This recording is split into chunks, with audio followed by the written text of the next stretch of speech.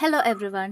അപ്പോൾ നാളത്തെ +2 economics model എക്സാമിന് ചോദിക്കാൻ ചാൻസ് ഉള്ള കുറച്ച് ഇമ്പോർട്ടൻറ്റ് ക്വസ്റ്റ്യൻസ് നമ്മൾക്ക് നോക്കാം. സോ ചാപ്റ്റർ 1 എപ്പോഴും ചോദിക്കുന്ന ക്വസ്റ്റ്യൻ ആണ് what are the central problems of an economy. അപ്പോൾ അത് 3 പോയിൻറ്റ്സ് കറക്റ്റായിട്ട് പഠിച്ച് എഴുതാം. പിന്നെ നോക്കേണ്ട കാര്യം ഫീച്ചേഴ്സ് ഓഫ് PPC, അതായത് പ്രൊഡക്ഷൻ പോസിബിലിറ്റി കർവിൻ്റെ ഫീച്ചേഴ്സ് 1-2 പോയിൻറ്റ്സ് ഉള്ളൂ, അത് ഈസിയാണ്, അത് പഠിക്കാം. പിന്നെ നോക്കേണ്ടത് socialist economy, capitalist economy, mixed economy, ഈ 3 ഇക്കോണമീസിൻ്റെയും ഫീച്ചേഴ്സ്. ഒരു കാര്യം ഓർക്കുക, സെൻട്രലി പ്ലാൻഡ് ഇക്കോണമിയുടെ വേറെ പേരാണ് സോഷ്യലിസ്റ്റ് ഇക്കോണമി. അതേപോലെ മാർക്കറ്റ് ഇക്കോണമിയുടെ വേറെ പേരാണ് ക്യാപിറ്റലിസ്റ്റ് ഇക്കോണമി, പിന്നത്തെയാണ് മിക്സ്ഡ് ഇക്കോണമി. ഇതിൻ്റെ ഫീച്ചേഴ്സ് നിങ്ങൾ പഠിക്കണം. പിന്നെ നോക്കേണ്ടത്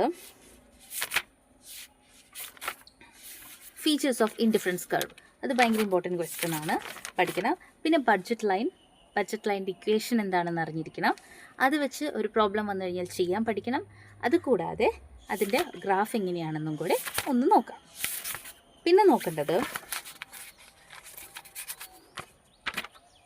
ഡിഗ്രീസ് ഓഫ് പ്രൈസ് ഇലാസ്റ്റിസിറ്റി, അതായത് elastic demand, unitary elastic demand, inelastic demand, perfectly elastic demand, അത് ഒന്ന് നോക്കാം. പിന്നെ വേണ്ട കാര്യം ചാപ്റ്റർ 3 വന്നു കഴിഞ്ഞാൽ അതിൽ നോക്കേണ്ടത് relationship between MP and AP, very important question. ആ ഡയഗ്രാമും കൂടെ നോക്കണം.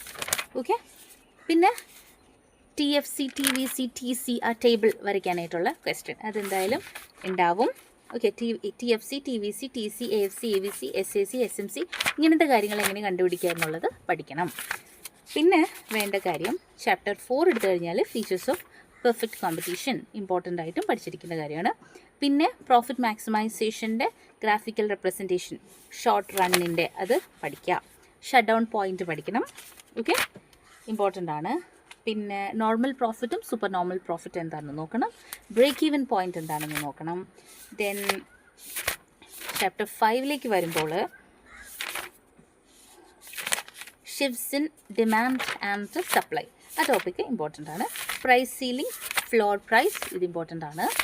ദെൻ 6ാമത്തെ ചാപ്റ്ററിലേക്ക് വരുമ്പോൾ